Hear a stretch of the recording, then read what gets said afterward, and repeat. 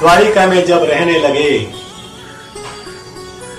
तब जरासंध ने सोचा कि मैंने सामने जाकर कई बार युद्ध किया, लेकिन हर बार उस कृष्ण ने मेरे साथ में कुछ न कुछ छल कपट किया है। इसलिए इस बार जरासंध ने अपना परम मित्र काल यवन को भेजा। काल यवन बड़ा ही पराक्रमी शक्तिशाली असुर था, जरासंध का परम मित्र था। उनको भगवान शिव का एक वरदान था कि उनको कोई भी अस्त्र और शस्त्र उनको मार नहीं सकता, कोई भी अस्त्र और शस्त्र के द्वारा उनकी हत्या, उनका वध नहीं कर सकते। ऐसा काल यवन को भगवान शिव का वरदान था।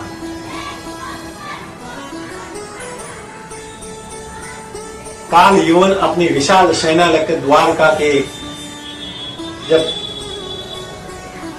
मुख्य द्वार के ऊपर आई और चुनौती देने लगी कृष्ण को। कृष्ण जानते थे कि काल यवन किसी भी अस्त्र और शस्त्र के द्वारा मर नहीं सकता है, उनका वध हम नहीं कर सकते हैं।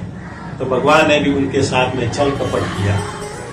भगवान अकेले ही काल यवन की विशाल सेना के पास में उसके सामने आ गए और कहने लगे, यह काल यवन, तुम्हारी शत्रुता मेरे से है, द्वारका वासियों से नहीं, और मेरी भी शत्रुता तुमसे है, तुम्हारे सैनिकों से नहीं। तुम्हारे और मेरे युद्ध के कारण बेचारे सैनिकों को क्यों मारा जाए? मैं यहाँ पर बिना शस्त्रों के आया हूं। यदि तुम मेरे साथ में युद्ध करो, बिना शस्त्रों के युद्ध करो और मुझे यदि पराजित कर दो, तो मैं वचन देता हूं कि द्वारका तुम्हारे अधीन हो जाएगी।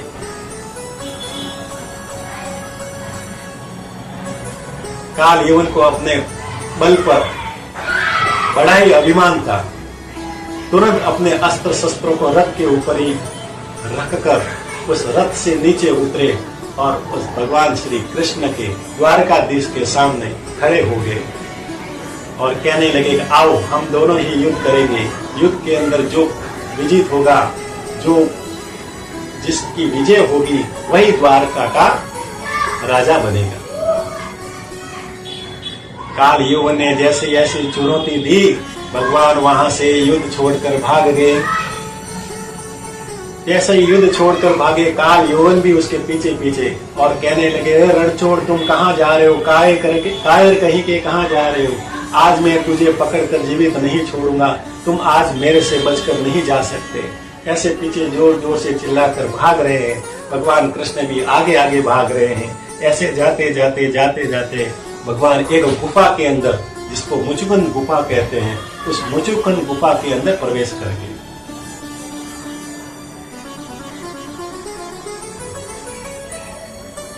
जैसे ही गुफा के अंदर प्रवेश किया, वहां पर एक मुचुकुंद नाम का राजा हजारों साल की गहरी निंद्रा के अंदर सोया हुआ था।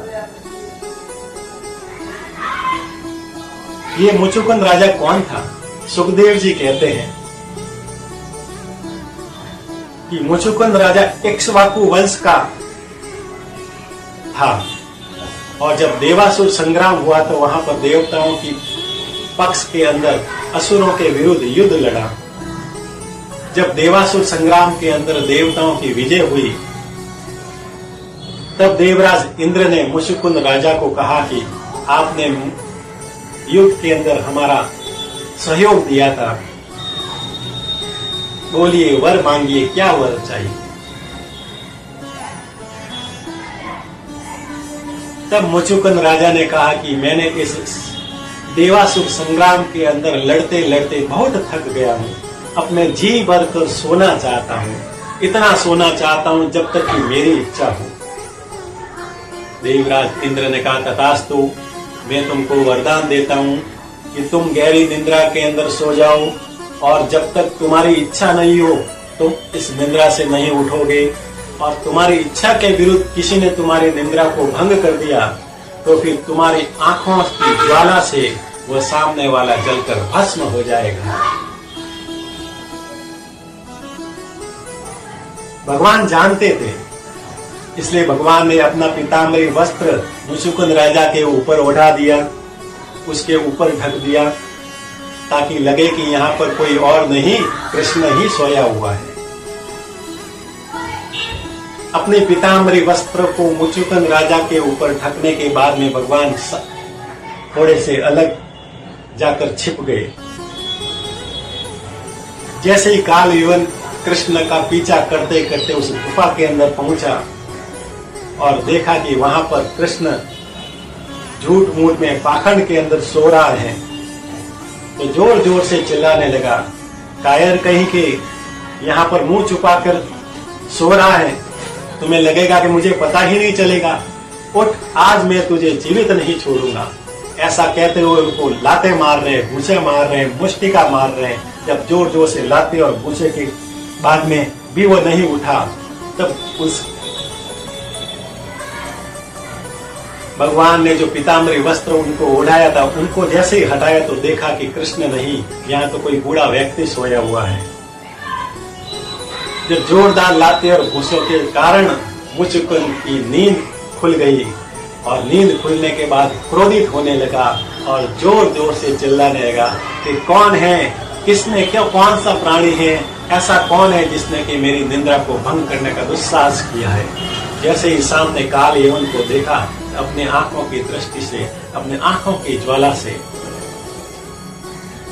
ऐसी भयंकर अग्नि निकली कि उस अग्नि के अंदर काल यवन जलकर भस्म हो गया। कुछ समय के बाद में जब मुचुकुंद का क्रोध शांत हुआ, तब भगवान कृष्ण शंख चक्र गदा पद्म लिए उनके सामने दिव्य रूप में दर्शन दिए। विष्णु का दर्शन पाकर मुचुकुंद राजा ने प्रणाम किया, उनको चरण स्पर्श किया। भगवान मुस्कुराए और कहने लगे कि हे मुचुकुंद, बोलो वरदान, क्या चाहिए तुम्हें? वरदान, मैं तुमको वरदान देता हूँ। तब मुचुकुंद ने कहा कि यदि आप मुझे कुछ वरदान देना ही चाहते हो तो मुझे आपके चरण कमलों के सेवाओं के अलावा और कोई वरदान नहीं। मैं जब तक रहूं, जन्म जन्मांतर तक रहूं, कल्प के अंत तक मैं केवल आपके चरणों की, आपकी सेवा करता हूं।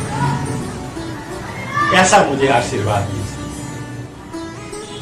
भगवान ने उनको आशीर्वाद दिया, का तथास्तु, और अंतर ध्यान हो गए। वही मुचुकुंद राजा कलयुग के अंदर, ब्राह्मण कुल के अंदर नरसिंह मेहता, भक्त नरसिंह मेहता के रूप में जन्म लिया। आज हम भक्त नरसिंह मेहता को भगवान कृष्ण का परम भक्तों में से एक मानते हैं। ये कोई और नहीं, मुचुकुंद राजा का ही जन्म। बोलिए भागवत भगवान की, बांके बिहारी लाल की, वृंदावन लाल की।